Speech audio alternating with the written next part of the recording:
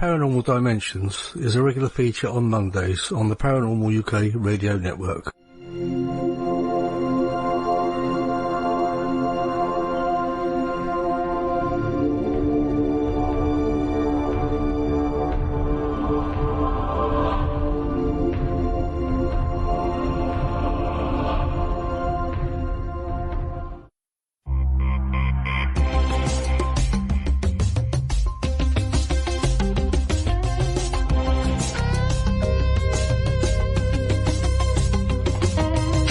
Just after midnight, late December 1988. Strange lights in the sky, glowing smears among the trees.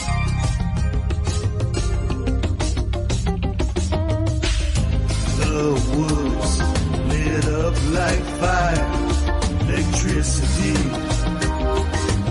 Feel the air, all hell let loose in Remission.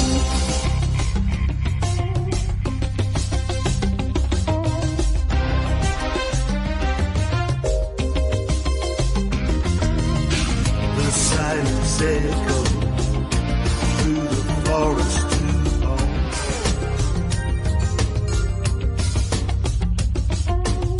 Unidentified aerial phenomenon.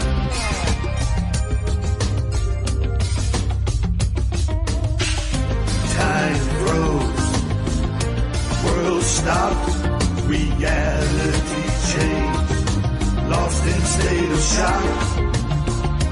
After encounter at Remission.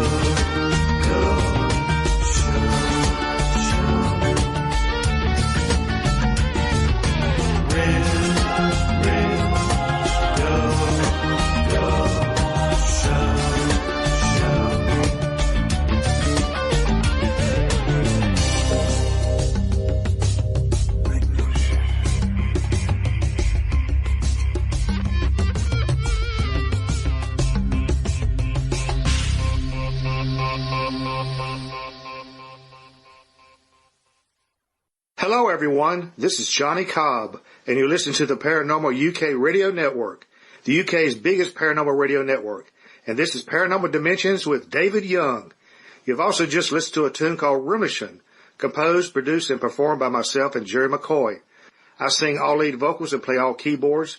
Jerry McCoy plays all guitars and bass on our original songs. We invite you to visit our Facebook page at facebook.com/Cobb and McCoy. That's facebook.com/Cobb and McCoy. Thank you so very much. We sincerely hope you enjoy this show.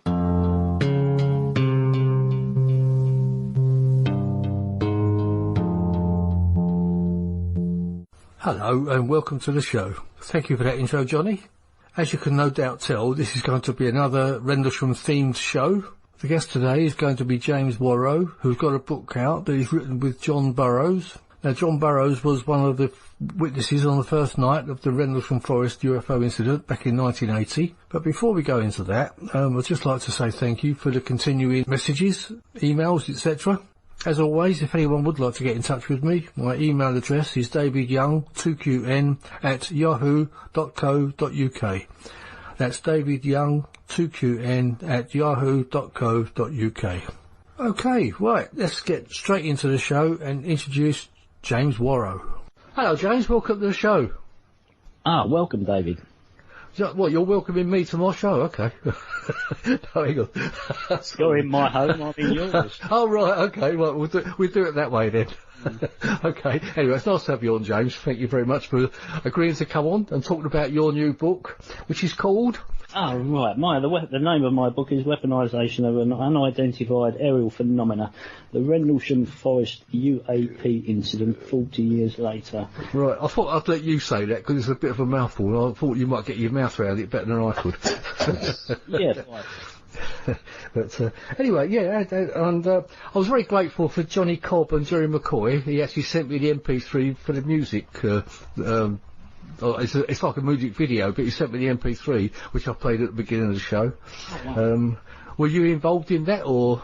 No, not at all, no. But the gentleman did send a copy of it to me, you know, and I thought, well, you know, it's fine, it's good, you know. And some of it in there did remind me a little bit of Pink Floyd, actually, some of the stuff in there, so... yeah. Well, how did he get involved in it? Did he just do it off his own back, or...? The music side of things? Yeah. Oh, I don't know. I've only recently become friends with the gentleman. Yeah, I just wonder if he... I mean, I don't know, because I've sort of spoken to him off... He's been on my friends list for some time. I just kind of wondered how he became involved. Maybe he just decided to write a tune called Rendlesham because it's the 40th anniversary. Well, it's just we've just passed the 40th anniversary. Well, yeah, music's a wonderful thing, isn't it, at the end of the day, you know, it's a form of creation, and it's just another medium of someone, you know, maybe doing a painting, you know, creating music, writing a poem. It's just another form of you know, a description of your interests. It is, yeah. I mean, as you well know, because you're a musician yourself. Correct. You play the guitar and everything. I thought everyone know out there you're quite an accomplished guitarist. Thank you very much indeed. Thank you. So if you want to send me very shy one at that too, believe it or not. So if you want to send me any creepy music I can play on the show, please do so. Oh, I have much. Good. Anyway, James, so before we get into talking about Rendlesham and your book, how did you actually get involved in the whole ufology field, you know, your interests? Do you have your own experiences, no doubt? Yes, I mean, it stems from when my mum and dad had their experience, actually.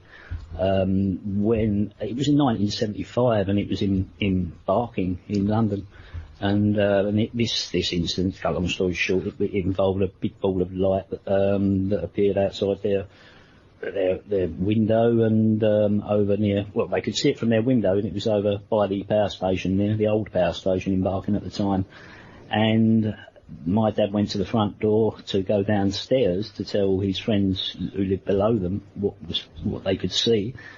All he remembers is going to the door. He doesn't remember anything after that. At the same time, my mum remembers the light splitting into three and then boom, then shooting off. And obviously, this is what intrigued me, you know, when it came down to the Rendlesham incident itself through the whole description.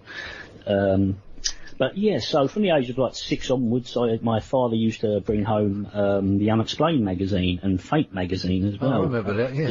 Yeah, my mum had a keen interest in that as well, and not only that, I was quite intrigued to hear Ronnie Dugdale's background as well. That he has a very similar background to my family in the sense that we have a kind of history of strange happenings, you know, strange events, kind of foretelling of things to come, this, that and the other, and the clairvoyant type of things. So I had that mixture in my family as well. So I had a good kind of upbringing within this subject. I was constantly going to the library. Barking Library used to be my favourite home. As a ginger, I used to get bullied at school, and the library was my safe house. Right. So, but in a funny way, in an ironic way, maybe, it done me a good thing because I learnt much. Yeah, sure. Yeah, it's terrible, isn't it? Just for being ginger, you get bullied. I don't know. Doesn't bother me anymore. No, it's crazy. But that's how stupid things are, though, isn't it? Back then, times were different, and hopefully times will continue to change and become much better for us all in the future. Yeah. Oh, so have you seen many UFOs yourself? Have I seen? I've seen strange things in the sky. One of them actually appeared between me and my friend Matthew, and we was talking about the subject. Went out the back, looked up in the sky, and I was pointing out different things. Oh, we can see satellites if we look close enough, and then look, there's a satellite, and watch this satellite move across the sky. Moved across the sky, then like satellites kind of do, you expect them to blink on, blink out, but this one seemed to come to a halt. And he said, "You sure that's not a star?" I said, "Well, no, it's not. You saw it move, and it stopped." Yeah. Then there was it disappeared. It just went out, and then all of a sudden it was almost like an electrical flash or something just cut across the sky, and we both jumped. And we looked at each other, and I said, "Well, that was weird, wasn't it?" And it shook me, actually. It really did at the time. These things happen. Yeah, sure. I mean, I've seen that myself. Things that look like stars, and they move and they stop and move and stop. I've seen that. In fact, that was one of my earliest recollections. I was actually sitting on my doorstep when I used to live in London, back in the late 50s. This is, before satellites and things. Believe it, as long ago as that. I was actually watching a star moving and stopping. Being a kid, I just thought, oh, it's a moving star. It was only later on I thought, well, what the hell was that? It's one of those things that's always stuck with me. And it was only sort of like in the mid-60s as I sort of become to realise what stars were and everything. I thought, well, what was that was moving back then, and stopping?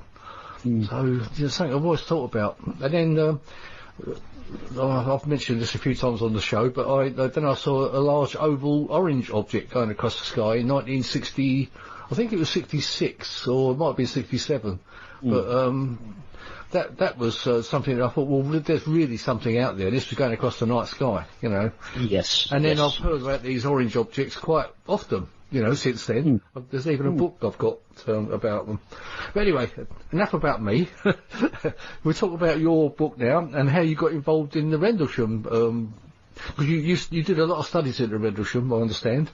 I did on the early day, back in the early 90s, 2000s, and then things changed for me in a personal life, and I spent, as I said, being a few years being married, spent another 10 years doing a job whereby I was only probably in my own house for about 6 hours, 7 hours a day, and I worked myself to a pulp basically. I had a little bit of a breakdown, bit of a nervous breakdown, and I had to get better. So through getting better, I was the health team who was looking after me at the time suggested I go back to doing something I was interested in, a hobby, and which was subject we are talking about right now. And the first thing I reached out to do was something local, something that I could investigate possibly, or be or go and experience the place where this happened. Maybe visit it one day.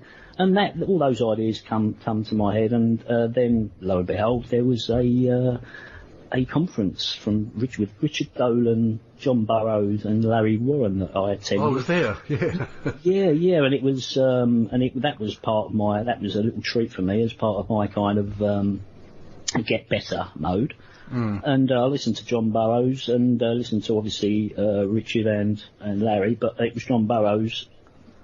His presentation actually struck me. It really did. It kind of, how do I say, it was something that I thought, wow, now it kind of made sense to me, but it didn't, if you know what I mean. It's a funny thing, but it makes even more sense to me now, actually, in that respect. Yeah, that was the time when he was this was before he got his compensation payout, wasn't it? And he'd just been gathering all the evidence and information together, and he was putting it out there as to what it was. Yeah? I believe so, yeah, I believe so. If I'm wrong in the dates, I apologise, but, as I said, I went through things in the early years and that, and some of those kind of dates, sometimes I can get a bit mixed up. For instance, I was at the Colonel Hall gig as well, and lo and behold, I cannot remember the year I was there, but it was that year, it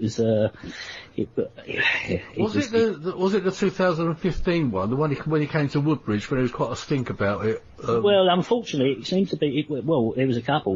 One of them was the one whereby, unfortunately, he mentioned a few things that we won't go into right now, and it caused a big storm.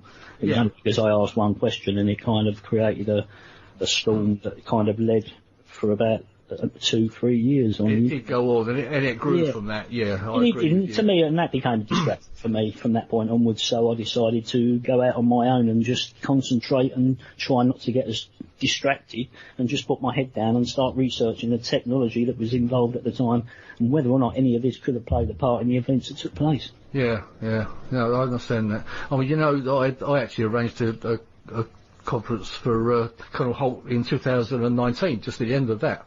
And things had changed because he returned to Woodbridge, and the whole atmosphere was completely different to what it was in 2015 when he came. Because all that sort of bad blood had all been sort of realised, and and I think people know what side of the fence they're on now.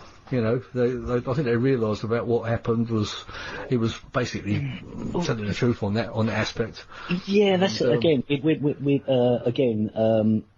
It's nothing to do with your expression of fences, but it's fences that have been arranged in a way I've got to say, you're right. Stop this from the pieces from being put together, as far as I can tell. Yeah, it was there are figure of speech. I understand. I mean, now I do understand the reasons behind that from a national security level. And there are things that I will never say, and there are things that I'll always keep to myself. But there are things that I mean, the stuff obviously isn't classified that I'm talking about. It's just stuff that sometimes it's best just not to say anything, because why worry people when there's no need to worry? Exactly, yeah. I mean, I know, because I signed the Official Secrets Act as well for the job that I was doing.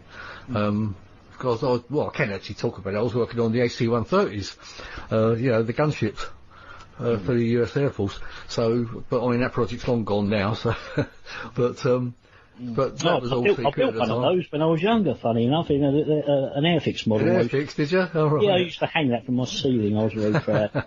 Oh, well, I worked on every one. There was only 20 of them, actually, for the all-TV system. The laser system on it. Oh, very nice. We were taking out all the, like in the Middle East and all that, all through the Gulf Wars, and taking out Taliban and God knows what else, and Saddam Hussein. And at the time I thought I was all doing the right thing. Now I realised that those wars were illegal, but I was all really proud of it at the time.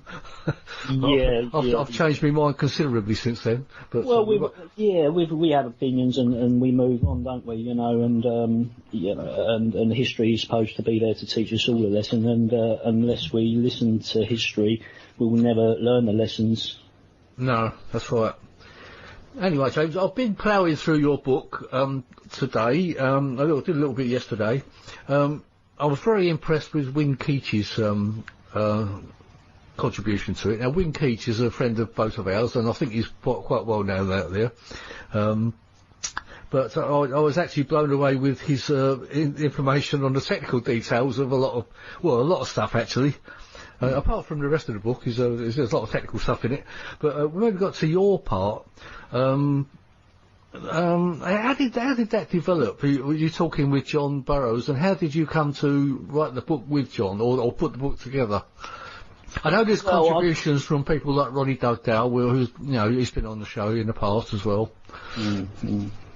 Well, originally it was going to be just a little short story, just from John's perspective, and on the information that I've collated over the past sort of 6 years related to his incident experience, however you want to phrase it, Oh, sorry, go on. No, after you. No, I was going to say, I suppose what we ought to do is just go through just have people out there that don't know too much about what happened at Rendlesham. I suppose we should piece together a little bit about what we do know happened, like the official story, and then we can talk a little bit about what you found out since. Right. So, I mean, well, I'll start it off. On the night of the 25th into the 26th of December 1980, there were lights seen in the forest. Perhaps you'd like to take over from there, because this is your show, not mine. Oh, bless you, bless you. Yeah. See, I mean, my book pretty much concentrates on my technology aspect side of things. Pretty much comes from the research I collated from night 3, not night 1. And night 3, you can kind of trace back the information that I've collated straight back to night 1, suggestively. From the point of view whereby, let's say, there was a thing called Project Press. It was Pacific Range Electromagnetic Systems Studies, which was set up in 1959. And by 1978, let's say, there were studies in many things, phased array, over-the-horizon radars, electronic tubes, long-range ballistic missile, anti-satellite systems, kind of nuclear and non-nuclear hypervelocity impact systems for destruction of re-entry vehicles, lasers and charged particle beams as directed energy weapons. Mm. And that kind of stuff is unclassified, and obviously I wouldn't be mentioning it if it was, but it's there to be researched. Yeah. And I'm just bringing it forward to show you that back at that time there was many things that may have played a part in this. Yeah. And I also realised that there was within some of the research I've done, there are mentions of some kind of interference within these certain regions of Europe, where they've been trying to kind of test some of these items in a training environment. And there are also things that they call pen aids, which are penetration aids, and some of these may have actually been able to, kind of come down using certain methods. And then go away using certain methods. They were basically used to penetrate in a conflict, an enemy's position. And these were things that they were experimenting on. And it was only when I started looking at this, it occurred to me that maybe it was something like this that maybe had actually come through the trees, and maybe a light phenomena was very interested in what had come down. Considering the kinds of the electronic countermeasures that would have been in the area or within that vicinity at the time, tracking what may have actually come down, that was highly, highly secretive at the time. Sure, yeah. Because, it was John Burroughs who was on guard duty that night with Ed Kavanagh, was it? I think it was... the third night, yeah. On the first night? Oh, the first night, yeah, sorry, yeah. Yeah, the first night, and then Jim Penniston was called because he was basically the staff sergeant in charge, and basically, to cut a long story short, John and Jim and Ed Kavanagh went out into the woods to see what these lights were, because they thought it might have been a downed aircraft. So now they came upon a craft of some sort, apparently. Now, according to Jim Penniston's story, he touched the craft. Now, John doesn't remember too much about a lot of that, does he? He remembers seeing lights, and the story is that John was actually knocked unconscious by a flash or a beam or something. That's correct. Now, he doesn't remember too much about that, does he? Well, unfortunately, if you're in an unconscious state, or if you're in some kind of anaesthetised state, it's like trying to extract information from someone that's, say, been put under for a general anaesthetic, for an operation. If you try to ask someone what happened while you was under anaesthetic, you'd say, well, all I remember is going to sleep and waking up. And that's I know, it's kind of a silly statement what I made, really. Not at all, not at all. No, not at all, because people need to kind of understand this side of the phenomena, whereby extracting information about the actual event itself is a very, very difficult thing to do. Yeah. And it's all to do with self-referentiality and other human traits that may well influence experience. That is something that I'm willing to go into from now till whenever. Yeah. But I mean, obviously, he recognises that he was knocked unconscious by something. Something knocked him out, or if you want to call it, knocked him out, or whatever it did to him. And we can only go by really what Jim and Ed said. But they picked him up apparently later, didn't they? And and obviously they were still seeing these lights in the forest, which they were following around, and they went across Capel Green, etc. on that night. Correct. Yeah, and then it kind of, I think they just went back to the base in the end because they were called back and they couldn't do much else apart from follow these lights. But I mean, we can't go. What happened was John and Jim actually went out further. Went out.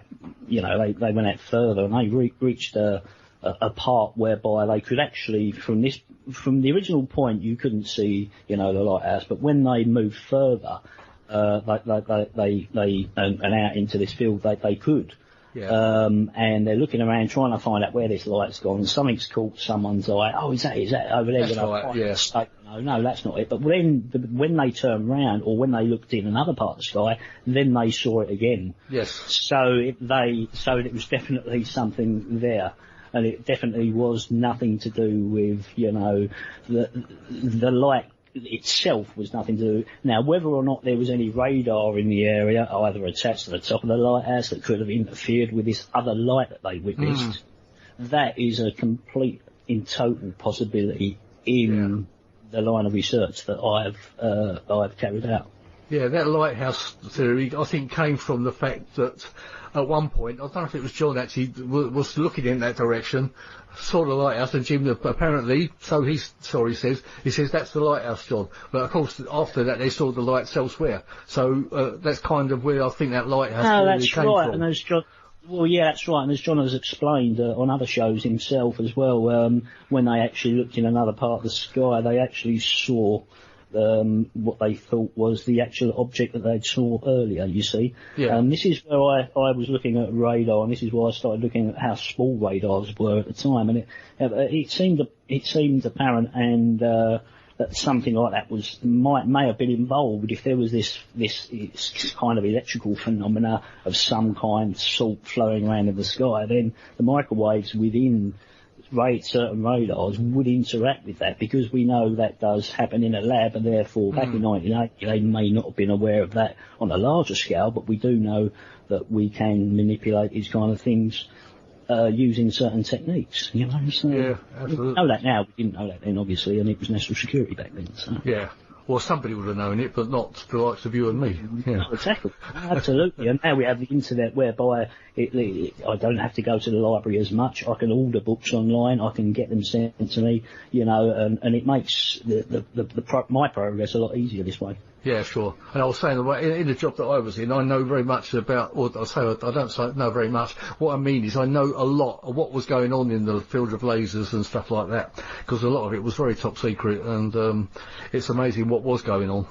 But, yeah, I think the next night was a bit more in question, wasn't it? Because I think there was even a question, was it the second night, or was it actually the second occurrence on one of the other nights, which was, it's one you don't hear too much about, isn't it? No, that's correct, and it would be something that I would like someone out there maybe to collate the witnesses that were there that night, maybe put something together themselves. Maybe this book may help them in a quest to be able to do that, by looking at things that they may not have been aware of, you know, by looking in other directions, and just you know, I'm here to help and not to hinder. Yeah, sure. Yeah, I mean, I think that's the thing. I think the likes of what we are trying to, I mean, myself and you, and we're trying to get everything together and get people together. That's why I've tried to get everyone I can on this show to get their different point of views. I actually had Nick Redfern on. I don't know if you heard that show just before Christmas. And I kind of couldn't see. I mean, Nick's great. I like him. He's brilliant. But I couldn't get my head around it being a military operation. You know, he could well be right, but because you know, I'm a good friend of Chuck, Colonel Holt, and because I've spoken to him personally. He's been in my home. I couldn't get my head around the fact that because I mean, he's told me himself it definitely wasn't a military operation. Whether he's covering something up and wouldn't even tell me, I don't know. But well, we do know for a fact from Colonel Holt that the Russians did lose a satellite at that time, and we had a classified plane making emergency landing about then, but the classified plane was ours. Yeah. So something may well have dropped from the bottom of that plane and landed in the forest. Yeah, there was something going. I know there's probably all sorts of stuff going on that we don't know about. But well, one other thing that I need to highlight as well. There was a lot to talk about holograms and this type of thing, and this mustn't get mixed up with the kind of the quantum nature of other things that may be brought up in the future. The hologram thing from my research at the time was pretty much to do with LiDAR and how LiDAR works and how pulses can create a picture of something, and then they could, and basically see through forests, see the enemy through forests. But you can see it quite now easily on YouTube or any military program you want to see. But obviously, because they progress from there, and it's the progression, obviously, we can't talk about. Yeah, absolutely. Yeah. Yeah, I know. I mean, we also had that other story about the SAS doing a practical joke on the base, and a lot we were laughing about it. We said, well, if that had been the case, there'd have been a lot of deaths going on because you couldn't play that sort of joke on a nuclear base. Well, no, that was completely ridiculous. And that would have been like the UK invading the USA, wouldn't it? And there'd have been a lot of deaths involved. Well, there's a lot of people out there with a lot of ill intentions, unfortunately, and some people are out there just to make a name for themselves. And to muddy the waters as well. Well, and there's people. Some people out there seem to want to confuse the subject for whatever reason they want to do that. It's up to them. But I'm not confused, and I refuse to be confused. Yeah. Now there's a T-shirt. I was confused. Yeah, I'll get those printed up. Yes. A good part of the show, that I reckon. Yeah.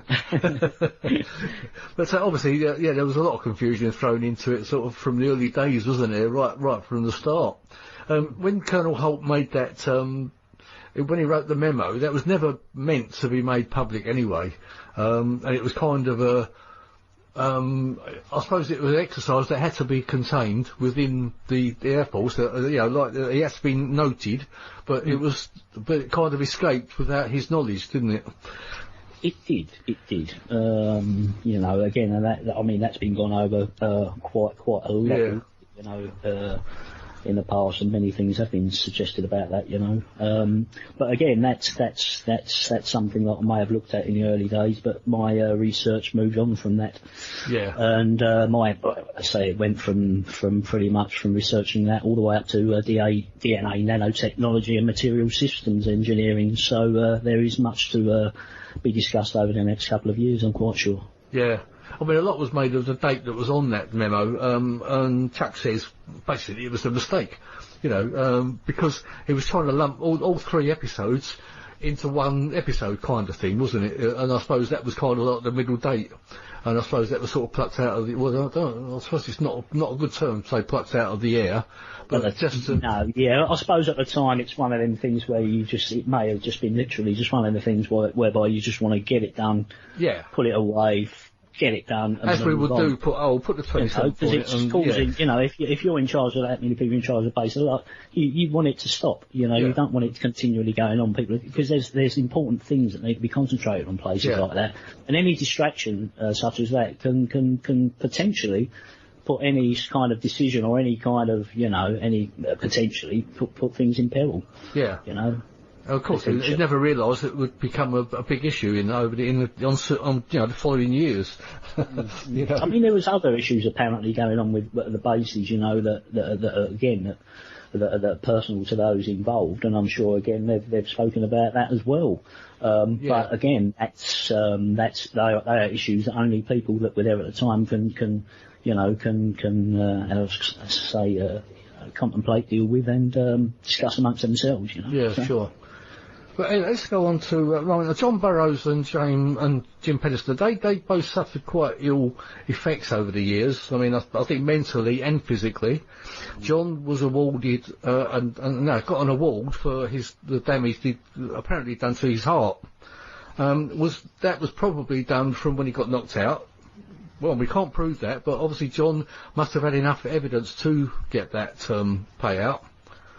You do go into that a little. Well, I think John does go into that in a book. And as we were saying, I think it was in the conference that you and I attended. I think that was 2014. Am I correct? I think it was probably about then.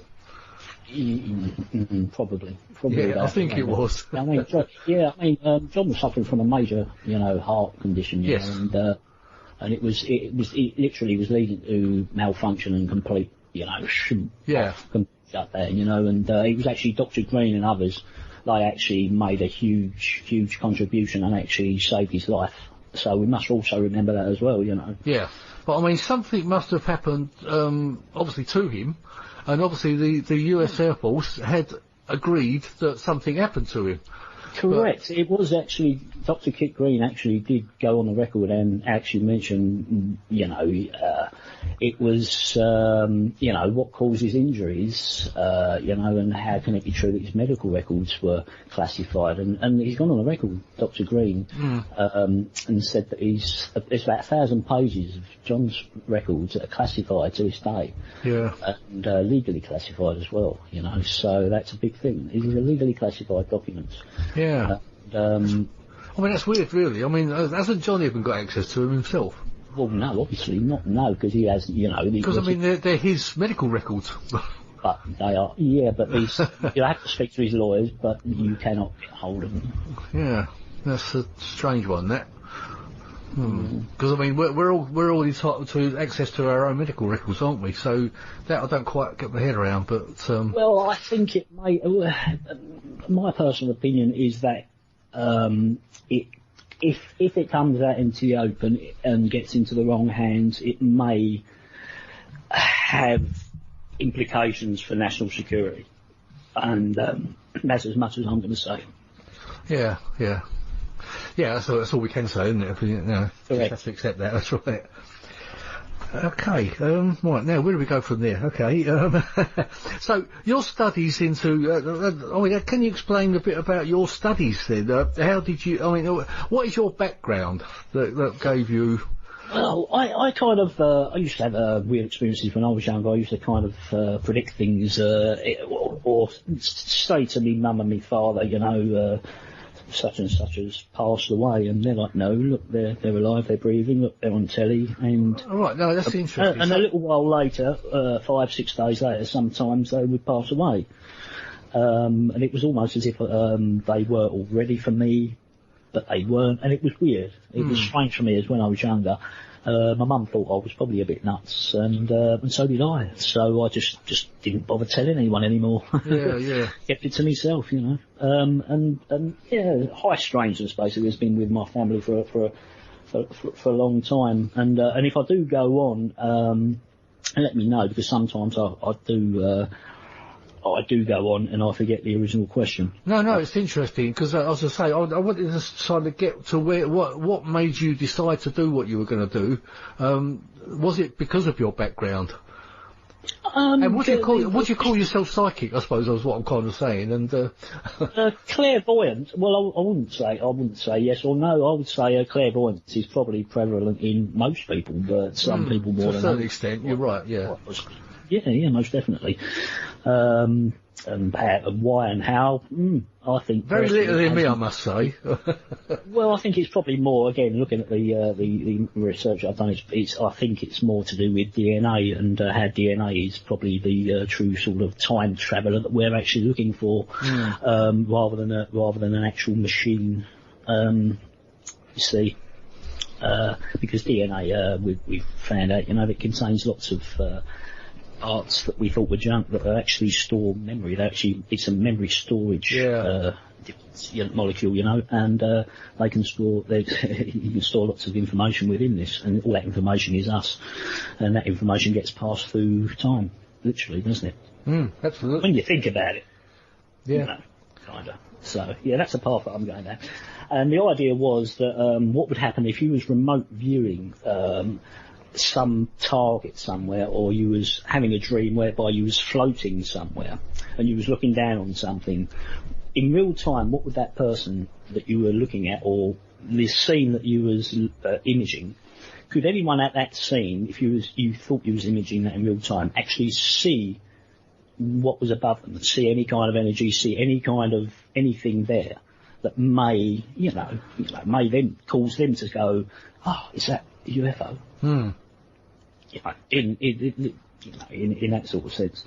And then I thought, wonder, because it reminded me of something that I thought of when I was even younger, which was Jamie and the Magic Torch. Obviously, I'm Ginger, and my name was Jamie. And it was around the time when I was getting bullied. So I decided I came up with an idea whereby my magic torch would shine a light, and it would find ghosts and it would find creepy things, in the forest and stuff like that. You'd shine a light around this special torch, it would pick up ghosts, basically. You could pick up ghosts, and lo and behold, it turns out something like that is relevant to infrared and things like that. Yeah.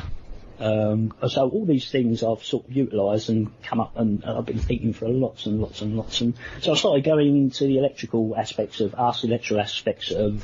the potential behind the phenomena itself, and it led me down a very, very interesting path, considering how much we know about plasma and how much we have been experimenting with different kinds of, energy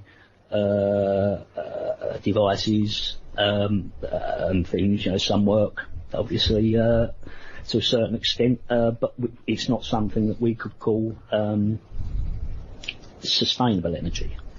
We're looking for something that's sustainable, that doesn't, that's not detrimental to anything. And that is the key in much of this, and which is why I think personally a lot of it is probably, some of its stuff is classified and some of it is in the open. I mean, quantum biology is in the open now. It's being discussed openly that our DNA gives off ultra-weak photons, for instance, and it's quite possible that within these ultra-weak photons there is information, and it's that light information that's happening within our bodies.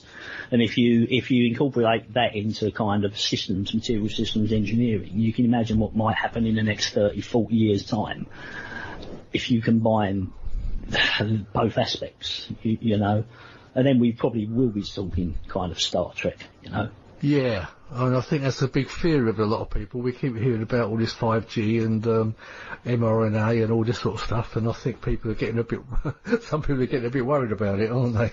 Well, the only people we've got to fear are our enemies, and unfortunately, and every man, woman and child will tell you this, most of them are just fictitious. Our enemies are very few. It shows you right now who our real enemies can be. Nature can be our real enemy when it comes down to it. We can throw, we can fight, we can do whatever we want, make everyone's lives a misery if we want, At the end of the day, when something like this happens, and nature bites back, it just it's a horrible thing to say, and I've lost friends, and so have you, I'm quite sure, and family over these past year and a half. And if it's a lesson to us all, it's that we need to talk, we need to get on, we need to stop being stupid and start growing up and start treating each other as each other. Yeah. Yeah, strangely, I've made lots of friends this year, believe it or not.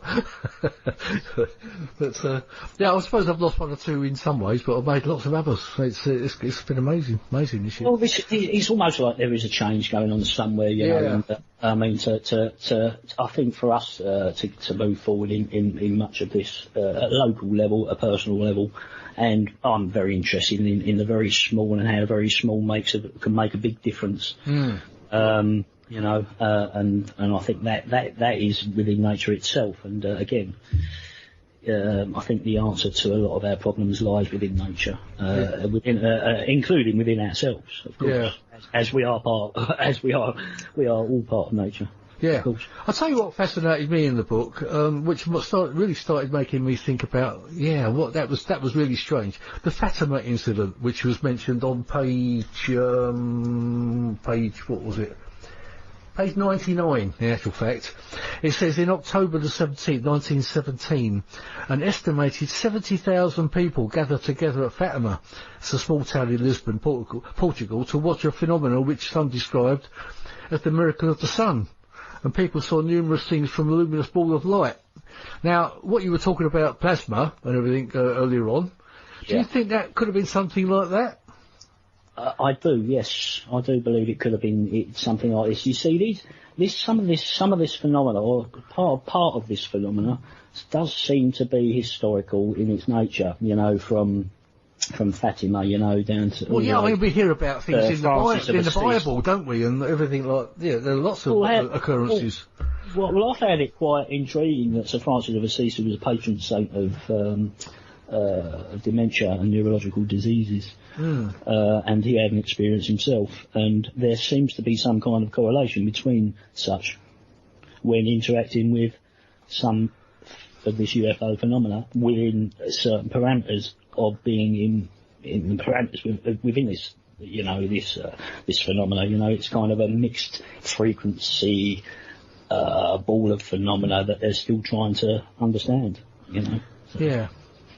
So in your mind, you do not think that was a UFO? You think that was something, a natural phenomena? I mean, I know you don't know for sure, but yeah. UFO or UAP, an unidentified aerial phenomena, is the term I like to use now because it separates the nuts and bolts for me personally, and I hope it does for other people as well that are trying to look at this from a more of a how I say, a less nuts and bolts thing, and more of more something that could quite possibly be cellular based, quite possibly. Yeah. At a very, very obviously low level. But it was only realised a few years ago that they actually found microbial bacteria in the atmosphere that survives up there, and they don't know. They didn't realise it was there. Yeah. And it survives, it thrives, and you know. So there's many kind of theories and possibilities and stuff. But what I am trying to do, and what I've tried to learn to do, is try to move forward, but make sure that everything that I've got can be backed up by scholarly articles, by academic research. Not only, I had no qualifications in the sense of some of these guys out here, but I think I'm quite proud to say now, tap myself on the back, and I don't normally do that. Not easy to do, is it? I think I wish I'd studied more. Cause, well, don't we all, mate? I mean, I agree with you. I mean, I used to do probably the same sort of thing as you. I used to collect scrapbooks and things over the years, and then I lost them all.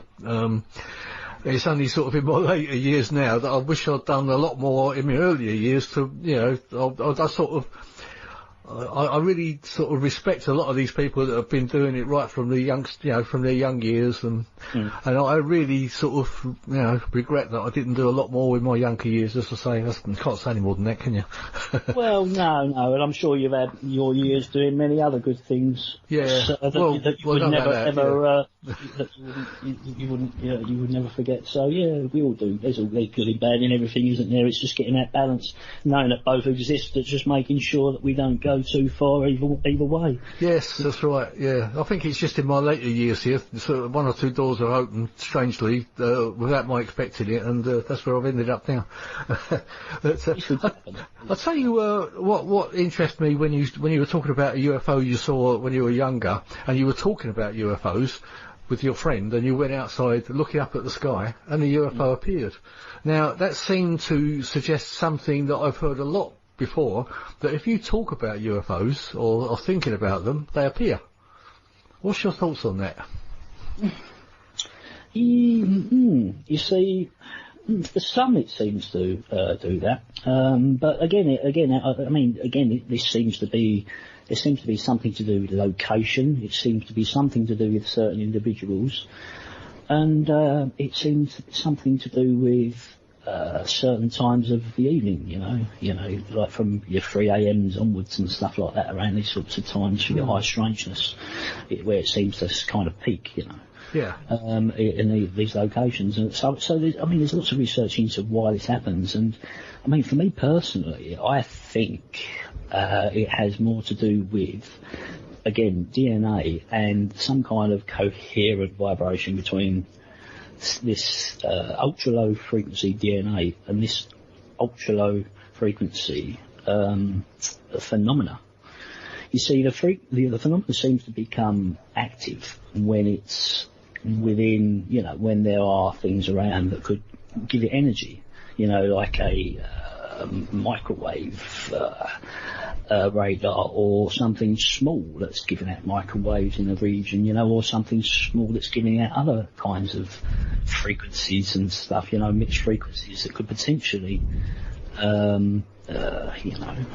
maybe,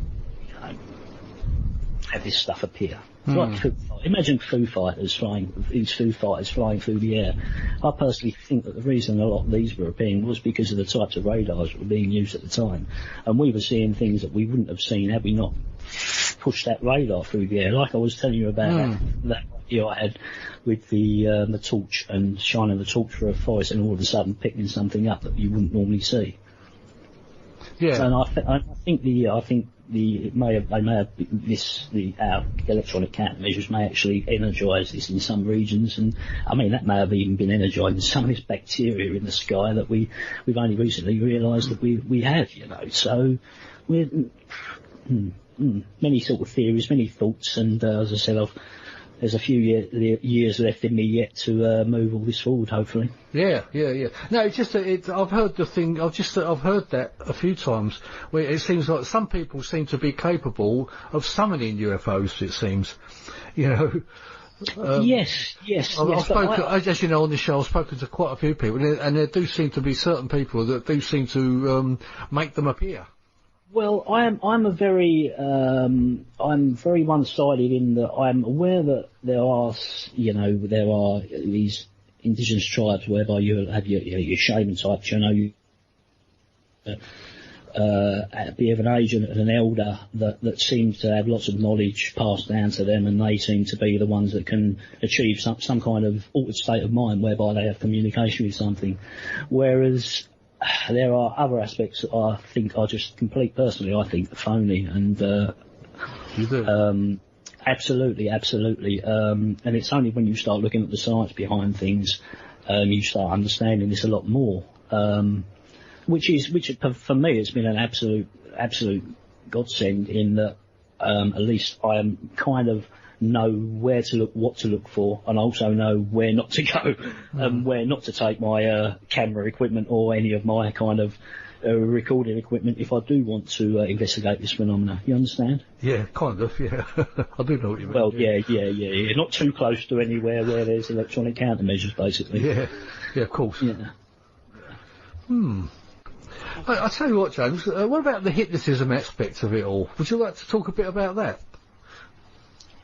Yeah, sure. It's quite important actually, in the sense that the research that I seem to show, it seems to be that and Stuart Hammeroff, his research also backs this up as well. When you're some of these people are experiencing this missing time period.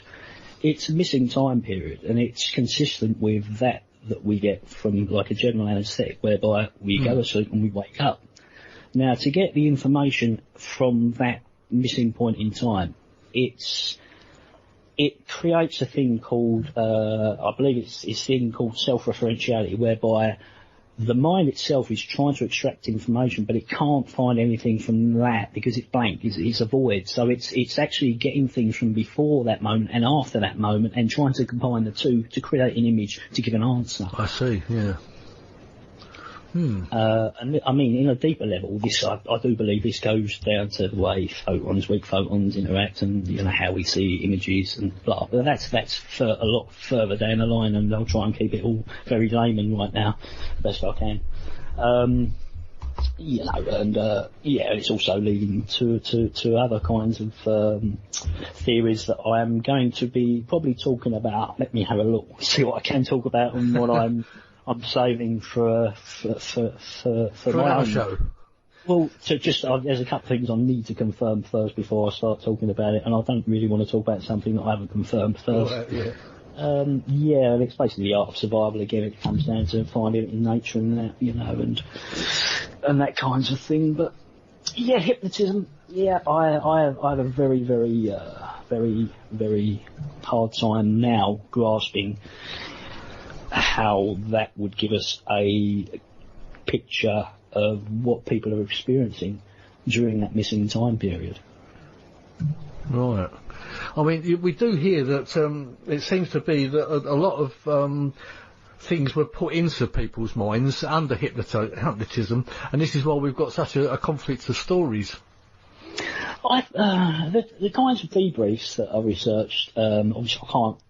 The kinds of debriefs that were taken out were harsh, were very harsh. We know the kinds of debriefs that were carried out essentially only when we look at the kinds of things we would do to extract information from potential enemies or enemies at the time. Yeah. Now, their techniques and the law and everything like that, that's out of my hands. You have to speak to the lawyers about all that and, you know, and everything about that. I don't really want to say anything that will detriment anything that may happen in the future, you know. So, where do I go from there? Yeah, I think that's kind of where the whole of the RFI is really. Where do we go from here? Because yeah.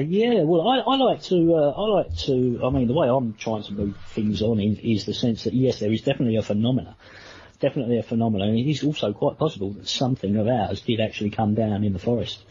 Possibly a penetration aid, possibly in the sea there was debris from a Russian satellite. You know, there is that sticks with me a lot in my research, especially considering the electromagnetic phenomena that they're explaining in some of the DARPA paperwork that I was going through. So there is definitely a phenomena, and that's what I would like to move forward now. I can talk about the Remission Forest for years onwards, but I would like to now start talking about the actual phenomena, this UAP phenomena that is obviously apparent, it exists, and it's something that it's a very interesting, very, very interesting subject. Because what it is for me, because as I say, I've seen the light with it almost, you know. So it seems to tick all the boxes for me personally as to what this phenomena could well be. Yeah. Well, I know I've got to say, was it last year when John Barrows was on the Jimmy Church show? He seemed to be suggesting that he thinks it could be agreeing with Jim Penniston that it could have been us from the future, which I found rather weird at the time, because John had been saying kind of the opposite for a number of years. Well, I can't speak for John, and I don't know if that is exactly what he said. Obviously, you have to give me the quote and everything from the show itself, because... well, it surprised me. It kind of took me back a bit at the time. My research suggests that DNA is the true time traveller here. Yeah. I mean, you could be right. I mean, John's listening to this, so forgive me if I'm wrong, but I'm sure he did actually say that. I'll have to try and dig out the record. I've probably got a little recording here somewhere of it. I'll try and dig it out. So let's just make sure I've got it right. Okay, I found that recording. This was on Jimmy Church's Fade to Black show, probably about a year or so ago. I did ask Jim if it was all right to play it. Jim Penniston and the time travel aspect of this has always kind of gotten lost in the smoke and the mist.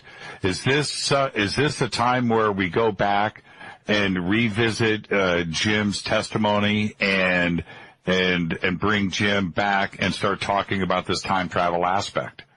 What I can say about Penniston is his hypnosis in '96 affected a lot of what he feels is possible and what's going on.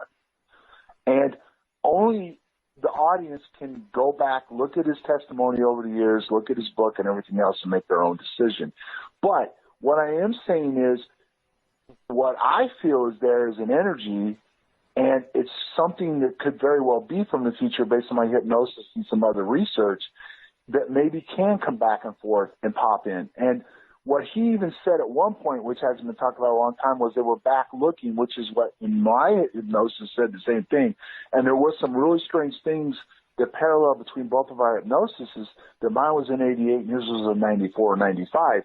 That really opened my eyes up when I saw the transcript from his after mine. And from what I understand, he never saw mine, you know, at that point. That was my next question. He didn't know about my hypnosis. And my hypnosis had been completely kept quiet. In other words, I signed an exclusive agreement with Brubaker that it couldn't be released without my permission, and it never came out. It's never been, other than Linda has used little clips of it that are now on YouTube have come out in her presentations that she's done over the years. And one of the things that's pretty moving is, if you see it, if it's still up there, is when the guy says, "Look at the life form," or what is the blue light, and it comes back, it's the life form. Man, oh and man! This was in 1990. This was in 1998, Jimmy, way before all this stuff has been floating around and going on. There we go. That was John Burroughs on Jimmy Church's Theta Beck show from, I don't know, it was probably about a year ago. I suppose really we kind of covered everything you can actually say, didn't you, really? And I think all I can suggest is you should go out and buy the book, and I'm going to say it now, The Weaponisation of an Unidentified Aerial Phenomenon, The Rendlesham Forest UAP Incident 40 Years Later, by John F. Burroughs and James Worrow. Yeah, I managed to say it. How about that? Anyway, James, it's been great talking to you on the show. Oh, bless. It's been a pleasure. It's been an absolute pleasure, and I look forward to trying to be a little bit more relaxed next time. It's early days. No, it's been good having you on. Obviously, fun. Now, if anyone wants to get in touch with you, no doubt they can. Can they email you or get in touch with me to contact you or whatever? Or they can find you on Facebook anyway, can't they? They can find me on Facebook. Yeah. I mean, I'm very much got my head in so many books right now. I've got this thing in front of me called a Consciousness Manifesto, Physical Origins of Consciousness Through Evolution and Revolution. So, and it's all connected to the kind of DNA aspects. Who wrote that? That sounds interesting. Oh, this is a gentleman called Jim. Excuse me if I get his name wrong, but I do apologise. Oh, it's one of those. Jim Belcher. Jim Belcher. Belcher, oh. Yeah, PhD, Jim Belcher. Right, okay. So, interesting stuff. But yeah, bless everyone. If they do want to contact me, please send a quick message on to type my name in, send a message, and I'll get back to you as soon as I can. If it's delayed, don't worry. I will get back to you, because the last thing I want to do, and the last thing I'll ever try and do, is let people down, and that's something I never. Yeah. Okay, Dave? Well, if anyone's desperate to get hold of you and they can't get hold of you, just contact me and I'll put you in touch with James. That's probably the easiest way, isn't it? Yeah. I unfortunately I click buttons so quickly I don't even take note of my own account names or passwords or anything like that, really. So I know the feeling. Yeah. Anyway, James. Well, I'll see you at the next conference whenever we can get out and go to any. So. Well, hopefully. Well, I think I might be probably tenting up somewhere in a forest somewhere near you. So right, okay. Well, you probably don't know that I've moved. I don't live near Rendlesham Forest anymore. Where have you moved to? I live on Canby Island, nearer to you now. Oh, wow. So I'm actually I actually transmit from Canby Island now, not where I used to live. Wow. Yeah, I moved just before Christmas, so. Oh, understood. Oh, okay. Yeah. Well, you enjoy your new home, sir. Yeah. Bless your new house. Well, you never know. I'll probably still be going up to Rendlesham occasionally. You never know. I might bump into you. And certainly if something happens, I shall be there anyway. Hopefully if there's another conference, if we can get Colonel Holt or John wants to come back, or if we can get Jim over for something like that, I'm sure something will happen. Yeah. You know, they say sometimes it's surprising how close we are, considering the distance it may seem. That's absolutely right. Anyway, James, been lovely talking to you, and thank you very much. And hopefully you'll come back again when you've got some new things to present to us. Oh, it's been a pleasure. You wait, I've got some really interesting things to talk about. Great. Okay. Right. Well, that's the invitation for later in the year then. Yeah, please. Thank you. Thank you so much, David. You take care of yourself, mate. Cheers. Thank you. Good night. Bye-bye. Good night. You've been listening to Paranormal Dimensions on the Paranormal UK Radio Network. I'm David Young. Hope you'll join us again next week. Paranormal Dimensions is as bright and powerful as our celestial star, the sun. And although it's expending thousands of pounds of energy every minute of the day, have no fear. There's plenty left.